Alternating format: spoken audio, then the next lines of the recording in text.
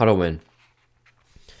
This is going to sound like a very pompous, cocky video, but this is how you actually go about winning in your life, right?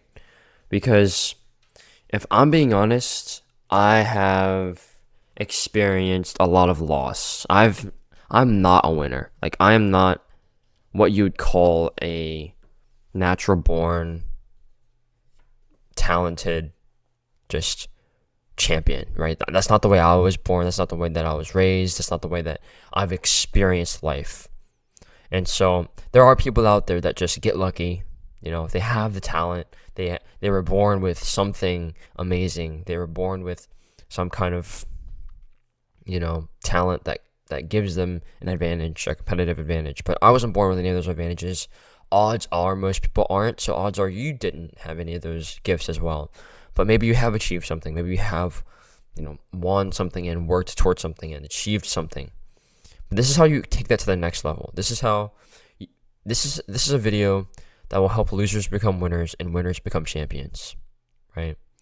And the first principle behind that, underneath all of that, is you have to want this. You have to want to win even more. You have to want it so bad. It is deep within your soul that you want this, right? You must have, if you're the loser, you must have gone through so much pain, so much hardship, so much failure, that deep within your soul, right? You just feel like you deserve more, that you deserve to at least achieve some modicum of success, of some kind of win. You deserve it, right? Because of all of the crap that life has thrown at you. And then at the other side of the coin, it's the winners that want to become champions, right? You're already winning. Maybe you already have the talent. Maybe you've already overcome the initial phase of failure. Maybe you've already put in the hours, the hundreds or thousands of hours to become somebody that achieves this great thing that you set out to do. Like, I'm sure there's someone out there that's done that, and I feel like that's the reality that most of us have to do, because most of us aren't talented at something. Most of us aren't going to get lucky, so the only option that we have is to work hard until we achieve the thing. But how do winners become champions, and how do losers become winners? The first principle is to think of every possible way that you could lose, right? If you want to win, first figure out how you could lose and don't do them. This is the Charlie Munger inversion principle. Obviously, it's so good. It's so much easier to plan out a blueprint for how to fail. Like, what are the possible ways that you could fail, as opposed to the possible ways you could succeed? Because there's so many more examples in society, in real life, in the past, in history, where people have failed at something, and there are so few examples of people that have succeeded at the thing. So whatever it is you want to do, there is a very disproportionate fraction of people that have succeeded and failed. And there's more people that failed, therefore there's more data of people that have failed. So you can start to parse through by talking to people, by digging through Reddits, just reflecting and meditating on what are the things and the behaviors and the techniques and the patterns and the approaches that have failed already for the thing that you want to achieve, right? Meditate on it, talk to people about it, consume content about it, read forums about it, right? Learn and identify every single possible medium of failure, including your own, right?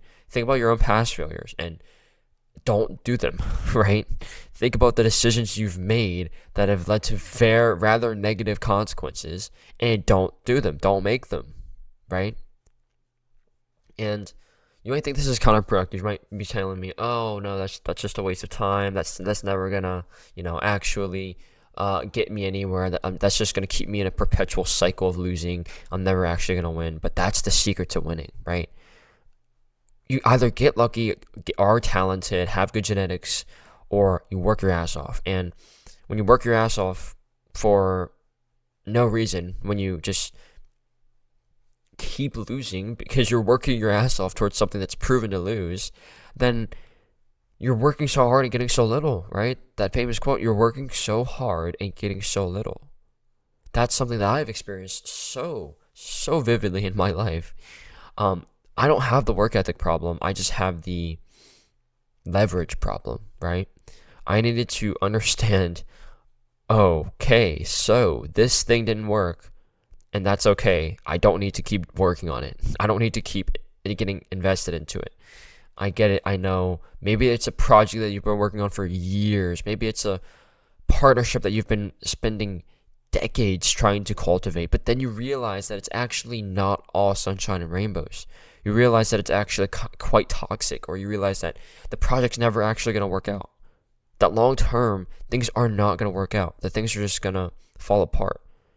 The moment you realize that, you need to identify that as a instance of losing, right? You need to face and look that thing in the eye and tell it that you are a loser. You are the embodiment of a possible loss. Like, I need to cut my losses now, and you are a loss, right? Most people can't do that. Most people can't look at the things they do and identify them as low leverage, as a loss, as something that's not productive, as counterproductive behaviors. They just can't bear the sight of putting themselves through that because of how much they've already invested into it. And so they sit in it. They just sit in this pit that they've dug for themselves of pain and misery from something that is already proven to lead to a losing outcome. They just sit in it anyway because it's more comfortable. It's something that they know, right? Even deep down, if they know that it won't work out, even deep down, they know that it won't work out, they still just remain in that despair. And it's such an unfortunate thing to see. But the moment you're able to use inversion to your advantage, the moment you're able to look your failures in the eye, look your losing moments in the eye, and actually face them, right? Deal with them, and realize that this is a losing game and I will not play it anymore. Then you start to identify and stack up all of these potential losses, right? All these mistakes that you've made in the past or others have made in the past, and then you're able to avoid them, right? And so that means you're making fewer mistakes and you're wasting less time and less money and less energy, right? So many people try to focus on how to win, how to succeed, how can I make them so much money? How can I build a huge brand? How can I go viral? Whatever it is, right? They focus so much on this huge successful outcome that so few people have achieved. And then they get sad when they don't get it because, I mean, think about it. Mathematically, the odds are stacked against you, but people still have high hopes that they'll magically just achieve the thing when the odds are not in their favor. The odds are not in your favor. And so when you accept the fact that you're going to lose more often than not, and you are able to face that experience of losing and look it right in the eye, right?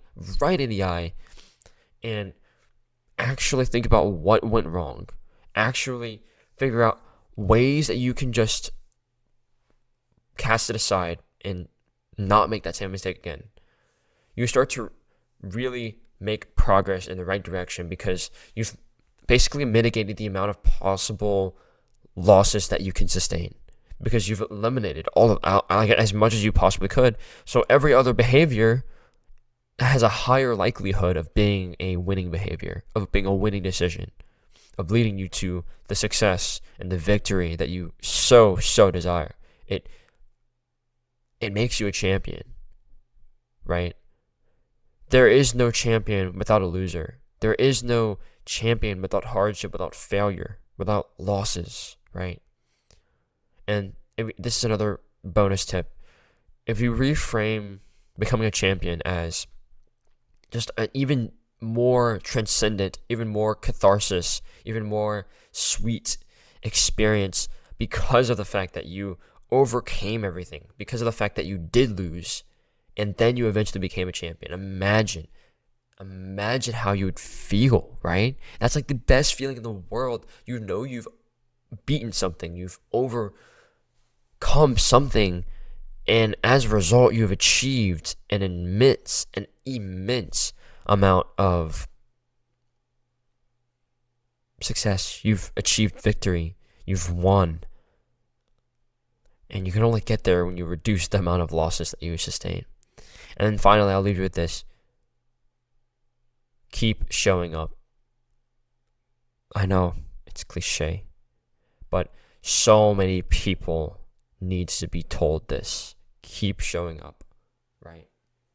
Just keep doing the thing, even if it sucks, even if it fails, even if you feel like quitting forever, and just saying goodbye and moving on to the next project, moving on to the next partner. Don't just hang out for a while, okay? Figure out what went wrong. Figure out what you should not do. Invert everything. Figure out the mistakes that you made and don't make them again. And then show up and try again, right? Before this video, I recorded a video about how to lose. And it's the same principles, dude. It's the same principles. It's just, you gotta look within and have the balls to face your fears and be so ruthlessly honest with yourself about what went wrong that you can own the only possible outcome that you can have for yourself is to win. That is the goal. That is how you become a champion. And I think that we all have the capability.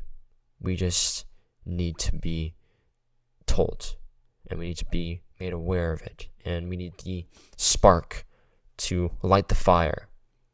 You can do it. Goodbye.